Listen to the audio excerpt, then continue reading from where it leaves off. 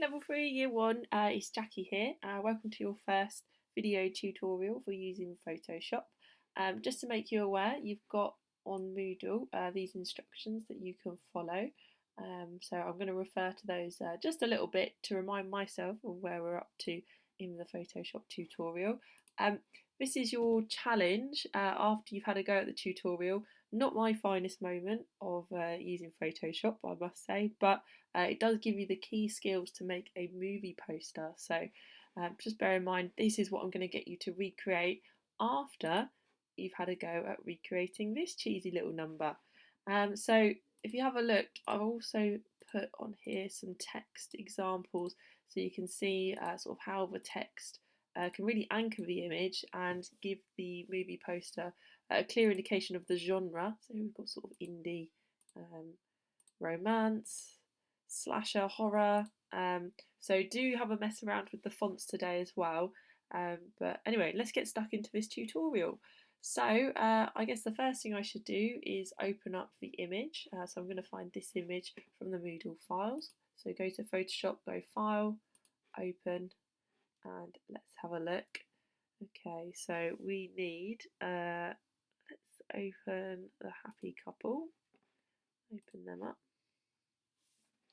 And we also need to open this background image as well. So let's go and open up that one as well. So File, Open, and it's this nature photo. Open that one up as well. And we're going to take this image and put it into this image. And a quick way to do that, if you grab the tab at the top and just pull it out of Photoshop and put it to kind of one side, and when you're on this photo, if you hold down, well, first of all, make sure this is selected at the top, the Move tool, then hold down Shift on your keyboard and drag this photo over, and it will appear in the other one, which is really handy. And you can then take this and pop it back into your tabs at the top. Great. Okay, so I want to resize my background image, so that's a transform. So I'm going to press Command and T. On the PCs it's Control and T, and that brings up these options around the edge of the box to resize it. Hold down Shift whilst you're resizing. That keeps the proportions, meaning that it stays in proportion. What's a good way of explaining that? Well, look, if I let go of Shift, it goes kind of funny sort of shapes, but if I hold down Shift, it will only resize in proportion. Okay, and I'm just going to move that down a bit as well. Great, so that's done.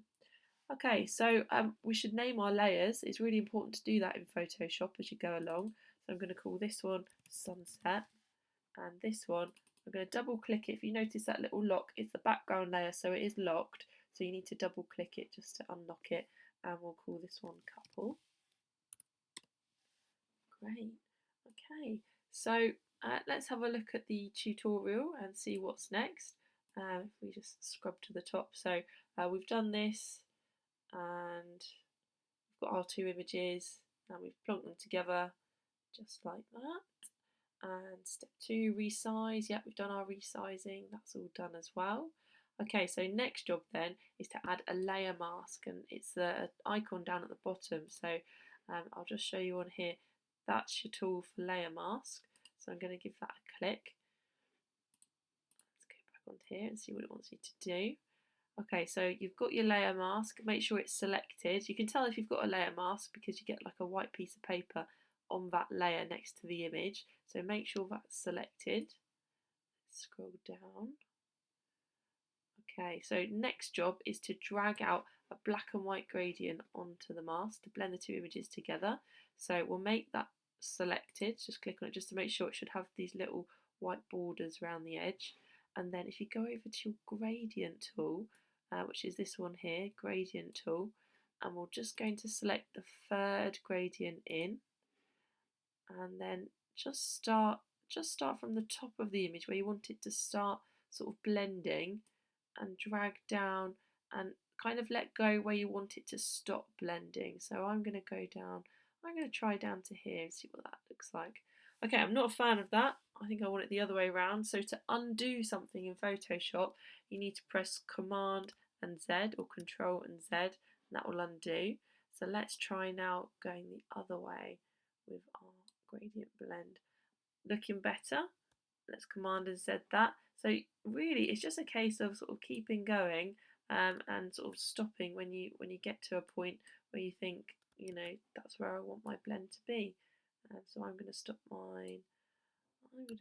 Actually, I'm going to do it from here up to the top. Let's see what that one looks like. Perfect. That's what I want. Great. Okay, so what's next on here? I think it wants you to desaturate the image, but let's just check what the tutorial is asking you to do. So we've done that. Done. Okay, so, oh no, before you desaturate, it wants you to merge both layers onto a new layer.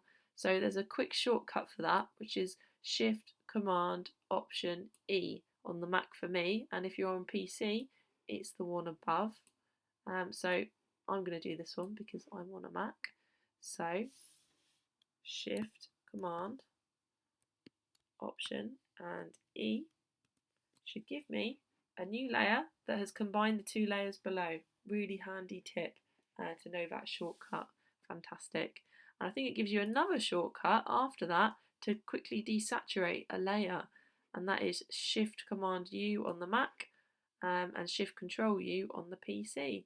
But if you don't want to remember the shortcut for that, you can go to Image, Adjustments, and Desaturate. Great. Okay, so let's scrub down a little bit more. It's asking you to add an effect called noise. It's like a filter really, and it's just to help these two images blend together a little more easily. So it's a very slight difference, so it doesn't really matter if you do this one or not, but it's good to know where it is. Filter, noise, it wants you to add a little bit of noise. I think the percentage is 2 on your tutorial, or between 2 and 6%. Make sure Gaussian is checked and monochromatic is checked as well. And let's just press OK. Very minute difference that one makes, but tutorial's asking you to do it, so you might as well give it a go. Then it's asking you to add a solid colour adjustment layer, because on our example you'll notice we've got it all set to the same sort of colour. So let's get that image back up and let's add that new solid colour layer now.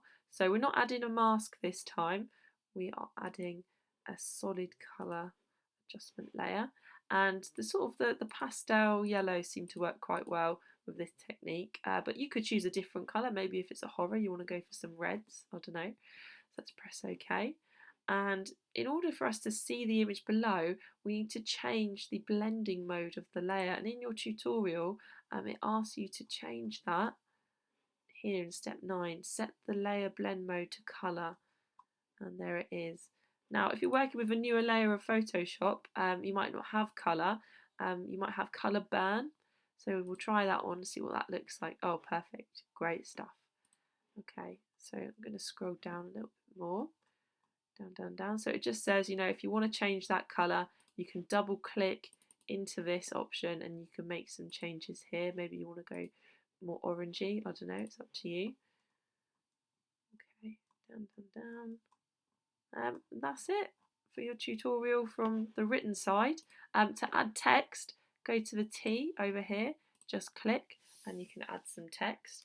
I'm going to call this one Sunset, Sea and Sand, and you need to highlight all the text and use this tool up at the top.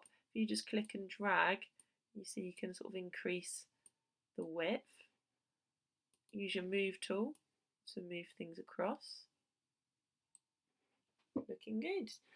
If you want to add some effects to the layer, if you double click not on the text itself on the layer but in the space beside it, you could add things like a drop shadow. Go into the drop shadow options and you can increase the distance, the spread of the shadow, the size of the shadow.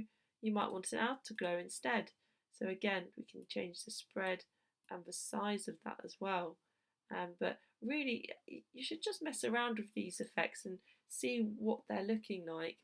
That's the whole point of the tutorial really, is to get you thinking about how Photoshop could work for you and effects that you could do. Okay, so I'm going to press OK because I'm quite happy with that one so far. What I would like you to do is have a go at adding some more text, maybe put in sort of a fake quote at the top or a fake review. Go and find yourself an age rating symbol and pop that down at the bottom somewhere. just give it a go. And if you've got any questions, when you get stuck trying to recreate my Photoshop challenge, here we go, it's a wonderful piece of Photoshop art, just give me a shout. I'll give you some clues though. The paper effect that you see on the background, that is just a piece of paper that I found. It's here, it's called paper texture, and I just changed the setting here of that layer, and I changed the blending mode, and I think I changed it from that one, I think I changed it to vivid light. But mess around, I don't want to give you all the answers, I want you to have a go for yourself and find out. Right, that's enough of me, over to you, have a go. Please scrub back through the tutorial if you want to rewind and watch any parts. It's totally up to you, or you might want to follow the written one instead. Totally up to you. Right, speak to you soon.